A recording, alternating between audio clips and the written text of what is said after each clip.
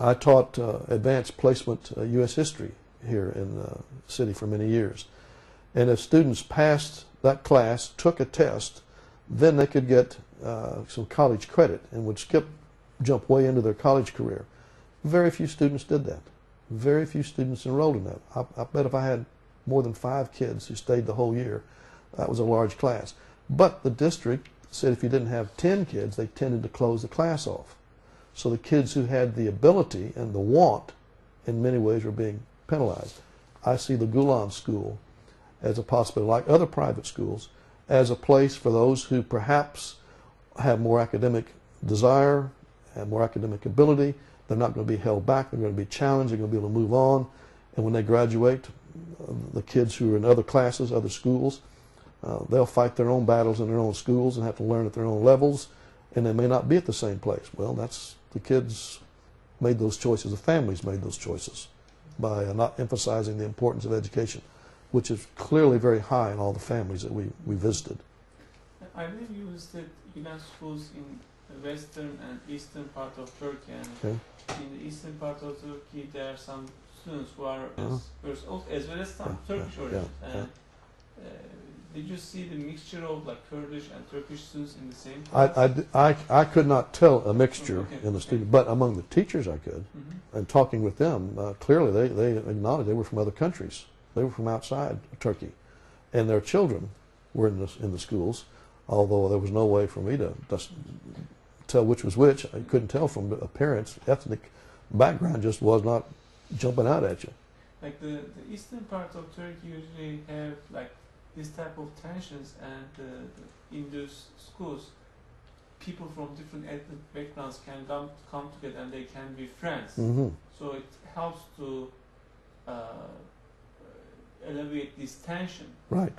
Do you think that this can also apply in the Western Hemisphere for different ethnic backgrounds or different backgrounds that people have and they use it for tension? I think that philosophy and that interest, that concern, that viewpoint, that strategy can work in the West.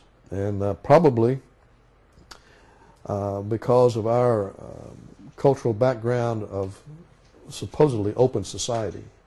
And in most public schools, the administration and superintendents, their feet are held to the fire. You better not be caught treating a student of a different ethnicity from a Caucasian or European student. If that happens, you're in very serious trouble with the administration. Not because of laws, because there are board policies who say you're not supposed to do this, and it could cost them their job. But I think that approach in the Gulen schools that we saw, and all of the administrators, the people we talked with, obviously they spoke English very well.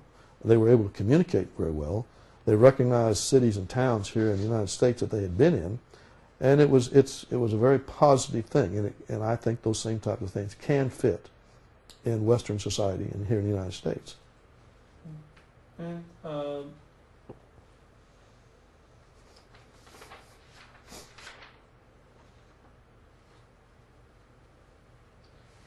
some scholars and intellectuals say that Gulen should be nominated for Nobel Peace Prize. What do you think about this? I didn't quite understand that. Some scholars and intellectuals say that Gulen should be nominated for Nobel Peace Prize. Gulen? Yes, Hoca Efendi. And what do you think about this, about his activities, his school and intellectual activities that contribute to world peace? If I'm understanding your question correctly about whether or not Gulen should be nominated for some type of award, Nobel Peace Prize or something, I would say definitely yes.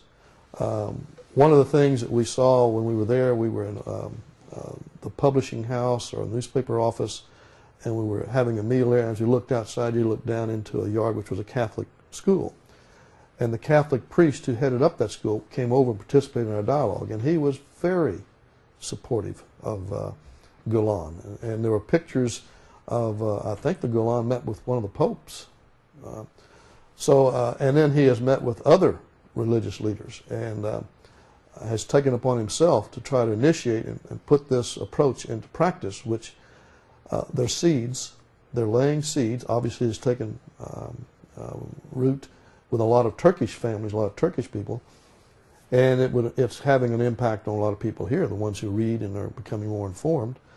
To me, that would probably be a very appropriate award, because he may not be able to point to places right now where he has settled a problem between two angry factions, but the seeds he's laying are going to perhaps prevent some of those things in the future. But just to see the broad spectrum of respect from various religious faiths, their comments about Gulen would seem to me like he's made an impression that I don't know very many people you could point to that have done that. About the only one I might go along with would be President Jimmy Carter, who trying to resolve the issues over in Israel, brought over from Egypt and from Israel the leaders and settled some things, although right now it doesn't seem like it's holding. And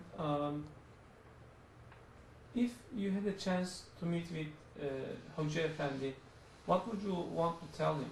What would be your message? I would like to know why and how his understanding of the Quran seems to have the Sufi approach. Was it his family? Was it some teachers? Who was it that encouraged him and caught his attention to the extent that he was willing to put the energy and time and the writings in applying Islam from a Sufi perspective, which I understand to be more spiritual. It's not just rote. You just don't pray 5 times a day because you're supposed to pray 5 times a day. There's supposed to be a spiritual intent. I call that personal relationship, personal motivation. But I'd like to know what his background was. What was it that caused him? I have not read on his life, just some of his comments on topics. But I'd like to know his background, where it came from. If you want to describe Hoca Efendi in few words, how would you? Devout and informed. Devout and informed. He understands a variety of things. Another thing I looked at was his attitude towards science and knowledge. And he has a background and understanding of a variety of scientific bits and pieces of information. So I say clearly he was a devout, sincere person who was informed on a wide spectrum of issues and topics. One of the things that I really appreciated, I don't remember where this was Urfa or where it was, but there was a place where you walked up to the top of a fortress.